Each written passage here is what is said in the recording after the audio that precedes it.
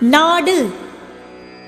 தள்ளா விளையுளும் தக்காரும் தாழ்வு இலாச் செல்வரும் சேர்வது நாடு. குறையாத விளைபொருளும் தக்க அறிஞரும் கேடில்லாத செல்வம் உடையவரும் கூடிப் பொருந்தியுள்ள நாடே நாடாகும். பெரும் பொருளால் பெட்டக்கது ஆகி அரும் கேட்டால் ஆற்ற விளைவது நாடு.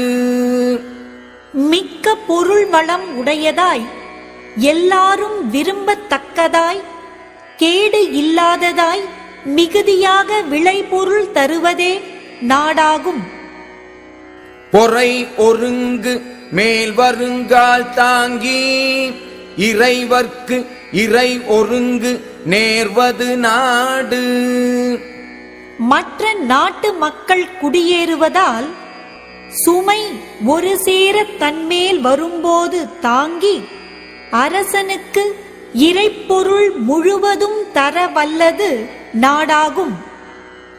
உருபசியும் ஓவாப்பிணியும் செருபகையும் சேராது இயல்வது நாடு.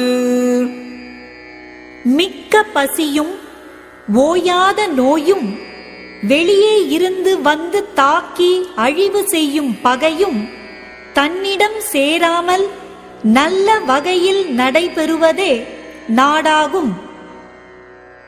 பல்குழுவும் பாழ் செய்யும் உட்பகையும் வேந்து அலைக்கும் கொல்குறும்பும் இல்லது நாடு. பல வகையாக மாறுபடும் கூட்டங்களும் உடனிருந்தே அழிவு செய்யும் பகையும் அரசனை வருத்துகின்ற கொலை தொழில் பொருந்திய குறுநில மன்னரும் இல்லாதது நாடு. கேடு அறியா கெட்ட இடத்தும் வளம் குன்றா நாடு என்ப நாட்டின் தலை. பகைவரால் கெடுக்கப்படாததாய் கெட்டுவிட்ட காலத்திலும் வளம் குன்றாததாய் உள்ள நாடே நாடுகள் எல்லாவற்றிலும் தலையானது என்று கூறுவர். இரு புனலும் வாய்ந்த மலையும் வருபுனலும் வல்லரனும் நாட்டிற்கு உறுப்பு. ஊற்றும் மழையுமாகிய இருவகை நீர்வளமும் தக்கவாறு அமைந்த மலையும் அந்த மலையிலிருந்து ஆறாக வரும் நீர்வளமும் வலிய அரணும் நாட்டிற்கு உறுப்புக்களாம்.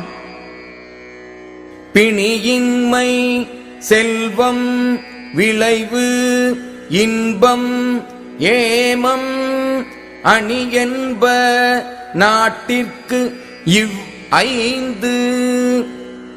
நோய் இல்லாதிருத்தல், செல்வம், விளைபொருள் வளம், இன்ப வாழ்வு, நல்ல காவல் ஆகிய இந்த ஐந்தும் நாட்டிற்கு அழகு என்று கூறுவர்.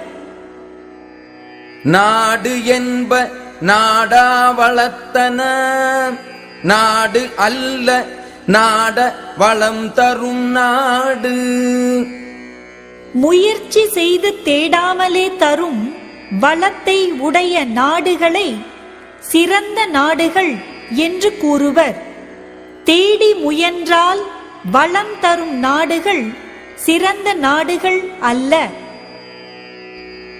ஆங்கு அமைவு எய்திய கண்ணும் பயம் இன்றே வேந்து அமைவு இல்லாத நாடு. நல்ல அரசன் பொருந்தாத நாடு மேற் சொன்ன நன்மைகள் எல்லாம் அமைந்திருந்த போதிலும் அவற்றால் பயன் இல்லாமல் போகும்.